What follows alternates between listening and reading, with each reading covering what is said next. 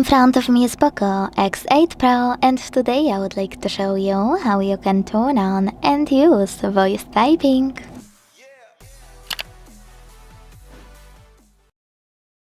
First of all, you need to launch your keyboard and tap on this icon of a microphone at the top right corner.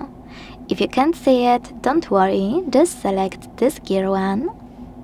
Click on voice typing in keyboard settings and tap on this switcher until it's blue. Now go back to your keyboard and click on microphone. If you never used it before, select while using the app in the pop-up and start typing. You can pause to stop or use the same button. Quick tip: tap on your microphone and when it's on, select tiny icon right next to it. This one. Now hit next, select done and enjoy using voice typing from this toolbar.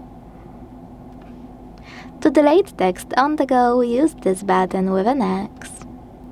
To access some available settings, click on those three lines on the left. To move your toolbar, hold it, drag it, and place it wherever you wish to. To go back to standard keyboard, hit keyboard icon over here. Thanks so much for watching. If you enjoyed this video, leave a like, comment, and subscribe. Bye!